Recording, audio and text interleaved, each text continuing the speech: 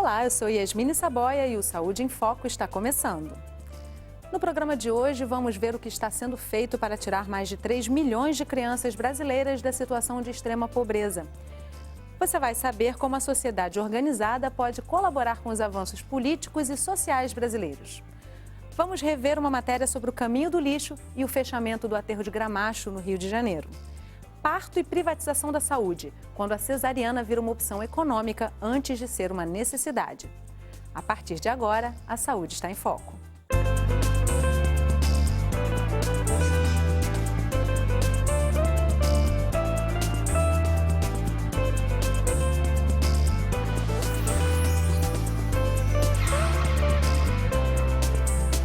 O Brasil é a sexta economia do mundo, mas ainda está longe de eliminar as desigualdades sociais. E as crianças são as principais vítimas da exclusão. Sexta economia do mundo. Menor taxa de desemprego da história. Desempenho econômico que melhorou a qualidade de vida do brasileiro e gerou investimentos em políticas sociais.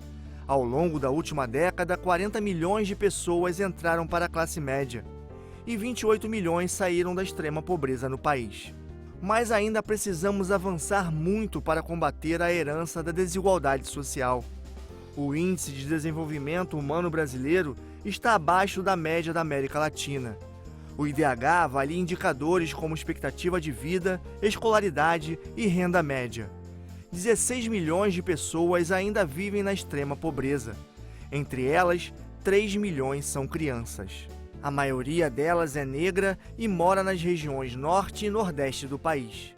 A pobreza nordestina é uma pobreza quase africana, né? Não tem nada. Você vai no interior do Nordeste, o dinheiro hoje que circula é graças às aposentadorias rurais e o Bolsa Família. De acordo com o Ministério do Desenvolvimento Social e Combate à Fome, o benefício do Bolsa Família já conseguiu alcançar 550 mil famílias que vivem em extrema pobreza. A ministra Tereza Campelo explicou que a maior dificuldade de encontrar essas famílias está no sul e no sudeste do país. São pessoas que estão isoladas nas favelas das grandes cidades. Fernando, a companheira Kelly e os 4 filhos com menos de 5 anos de idade vivem numa favela do bairro Jardim Gramacho, na Baixada Fluminense. A família, que vive em extrema pobreza, ainda não conseguiu ter acesso ao Bolsa Família. Fernando conta que a esposa já se cadastrou e agora espera a resposta do Centro de Referência de Assistência Social da região onde mora. Enquanto o Bolsa Família não chega, a geladeira vai continuar vazia e o leite materno é a solução para alimentar a pequena Rayane, de 2 anos de idade. Só a doação que está me mantendo ainda, meus filhos. Às vezes eu tenho que deixar de comer para dar para meus filhos. Lógico, né? Tem que pensar primeiro neles, depois em mim. Fernando está desempregado e a companheira Kelly não pode trabalhar porque tem que cuidar dos filhos pequenos. Apenas uma criança conseguiu vaga na creche. Se todos eles estivessem na creche, ia ser bem melhor. Eu pegava os 2 juntos no trabalho, ajudava bastante. Mas aí a creche é por sorteio. A situação em que vive a família de Fernando é comum na favela em que mora. A maioria das crianças não está na escola e trabalha nas ruas para ajudar os pais. Eu quero que eles sofram, passar a mesma situação que eu passei. Uma universidade sem muros, paredes ou até mesmo um território demarcado. Essa é a proposta da Universidade Popular dos Movimentos Sociais. Ações coletivas que reúnem diversos atores sociais, fazem história e ilustram a luta pela liberdade, por direitos sociais e pela democracia no Brasil. Esses movimentos sociais eles surgem, sobretudo, na classe média, inicialmente, de movimentos ligados à questão de moradia, associação de moradores, né? São também o movimento sindical, que tinha sido bastante esfacelado logo depois do golpe, ele começa a ser retomado. E tendo como pano de fundo um movimento que vai ter fôlego grande, que é o movimento da anistia. A pressão da sociedade organizada começou a abrir as portas do país para o retorno dos exilados políticos. Mas era preciso avançar ainda mais. Tem um somatório de movimentos aí que vai também depois desaguar no movimento pelas diretas já. né, que talvez tenha sido assim, um dos maiores movimentos sociais do Brasil nesse sentido. Foi uma manifestação enorme que foi feita em diversas capitais do Brasil. A luta pela democracia também incluía a exigência por direitos sociais. As bandeiras de luta eram muitas, mas os direitos à saúde e à educação estavam presentes nas pautas de todas as manifestações sociais. A saúde é uma das áreas que envolve grandes movimentos sociais, porque a saúde lida com a vida, né? Então, a saúde ela tem um potencial aglutinador e mobilizador muito grande. O movimento sanitário, iniciado na década de 70, ganhou força e culminou na 8ª Conferência Nacional de Saúde. Considerada a conferência com a maior participação popular de todos os tempos, de lá saiu a proposta do Sistema Único de Saúde. A proposta do SUS na Constituição, ele não vem formalmente, mas vem de uma emenda popular. Além do direito à saúde universal, outras emendas populares entraram na Constituição e se tornaram lei no Brasil. Em 1989, a população elegeu o presidente Fernando Collor de Mello, mas um plano econômico que gerou desemprego e recessão, aliado a denúncias de corrupção, mobilizou a sociedade contra o primeiro governo eleito depois de anos de ditadura. Foi tomando corpo na sociedade um movimento para derrubar o Collor da presidência, né, que redundou no impeachment do Collor. Na Lei 8.080, o Collor vetou basicamente 2 artigos fundamentais para o SUS, que era o financiamento e a participação social. À época, o movimento da saúde ainda era forte e conseguiu fazer uma lei pequena, que foi a 8.142, com esses 2 artigos, o financiamento e a participação.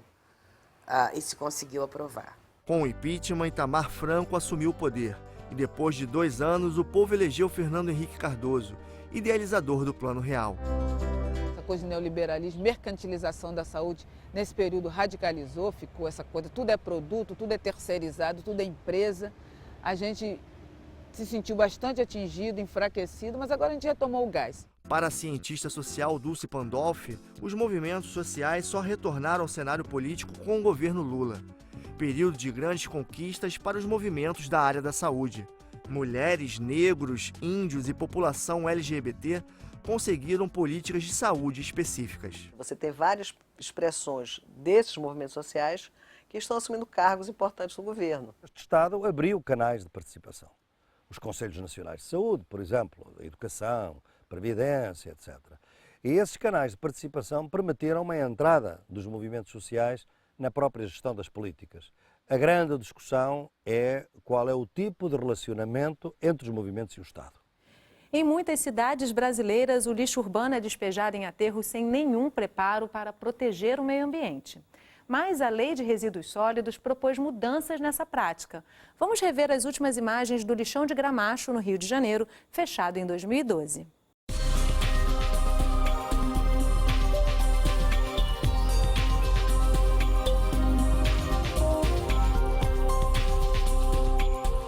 Toneladas de lixo são produzidas diariamente nas cidades brasileiras.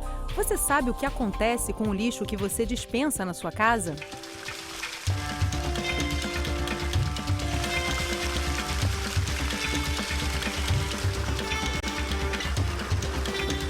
Só a população da cidade do Rio de Janeiro produz mais de 12 toneladas de lixo todos os dias. De eletrodomésticos a alimentos vencidos ou desprezados, dispensamos os restos do que consideramos desnecessário e sem valor.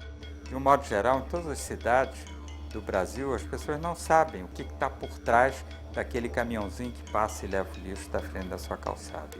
Para onde ele vai? Ele vai para uma estação de transferência, em alguns casos, e em outras cidades, na maior parte das cidades, vai direto para o aterro sanitário.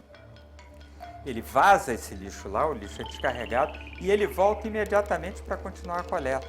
Nessa estação existe uma pá mecânica, é um galpão com uma pá mecânica dentro, que pega o lixo que foi descarregado por esses caminhões de coleta e joga em grandes carretas, com uma capacidade muito maior do que o caminhão de coleta. Ela sai, então, das estações de transferência até o destino final, como nós chamamos, que é um aterro sanitário. O maior lixão da América Latina já chegou a receber 9 toneladas de lixo em um único dia. Cerca de 80% dos resíduos sólidos produzidos na região metropolitana do Rio de Janeiro vinham para cá. Depois de 30 anos de funcionamento de Gramacho, todo esse lixo se tornou uma ameaça à região e oferece riscos de um grave desastre socioambiental. O encerramento das atividades em Gramacho faz parte da Política Nacional de Resíduos Sólidos, que determina que as prefeituras encerrem todos os lixões brasileiros até 2014. Para os aterros sanitários, irá somente o lixo orgânico. Todo o material reciclável deverá ser separado e reaproveitado. Hoje, no Brasil, se recicla menos de 5% do material que poderia ser reutilizado. Deficiência na coleta seletiva, falta de conhecimento e consciência da população na separação e descarte do lixo fazem parte de uma cultura que já deveria estar ultrapassada. E tem que ter consciência do quanto de lixo eu produzo. Será que tudo que eu jogo no lixo eu preciso jogar realmente no lixo? Com o fim dos lixões, autoridades e população devem reconstruir o caminho do lixo. A consciência de que na natureza nada se cria, nada se perde, tudo se transforma. Vai dar a esses restos do consumo um novo fim.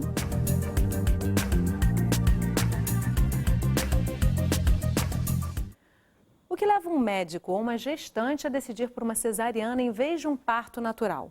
Infelizmente, no Brasil, para parte da população, o que determina a escolha é o custo do parto. A cesariana é a cirurgia mais frequente no mundo. Indicada para casos de gestação de alto risco, é cada vez mais aplicada para agilizar o momento do parto, evitar a dor ou adequar o nascimento à rotina do médico e da família. O Brasil é o campeão mundial em número de cesarianas. Mais de 25% dos partos realizados pelo Sistema Único de Saúde e 80% dos partos realizados pela saúde suplementar são cirúrgicos. Parece que o parto natural deixou de ser normal. Me incomoda muito essa coisa de dizer, meu parto foi cesárea. Não foi um parto, né? Foi uma cirurgia caracterizada como cirurgia de grande porte e como tal deveria ser usada em último caso. Para o obstetra da Câmara Técnica do CREMERGE, Salvador Vieira de Souza, a opção pela cesariana muitas vezes se dá por motivos econômicos. O valor pago pelos planos de saúde pela cirurgia é praticamente o mesmo do recebido por um parto natural, mas o tempo necessário para a cesariana é muito menor. Alguns planos pagam aí R$300. E se ele ficar fora do consultório dele para fazer esse parto, um parto normal demora, num primeiro bebê, de 8 a 12 horas. Se esse profissional ficar do lado da sua paciente, prestando a ela todo cuidado, ele vai pagar para fazer esse parto. Mais do que o parto natural, Carla queria ter a primeira filha em um lugar onde pudesse escolher como seria o nascimento. Disposta a pagar por um parto humanizado e com uma gestação de baixo risco, ela procurou o obstetra. Eu falei, olha, eu quero fazer um parto de cócoras na casa de parto e tal. E ele falou, Carla, o parto é um ato médico. E esse tipo de parto que você está falando, essa posição não existe e esse lugar também não existe. Eu falei, olha, eu acho que eu nunca vi um médico fazer um parto sem uma mãe, mas eu já vi mãe fazer parto sem médico. De onde que o parto não pode ser um ato médico. A posição do CREMERGE é inteiramente contra isso. Um parto não é um parto. Qualquer ato médico, por mais simples que ele seja, ele pode ter complicações inteiramente imprevisíveis. O aumento expressivo e contínuo do número de cesarianas no Brasil levou o Ministério da Saúde a financiar uma pesquisa realizada pela Escola Nacional de Saúde Pública Sérgio Arouca sobre a incidência da cirurgia e as motivações que levam as mães a, em muitos casos, optarem por ela.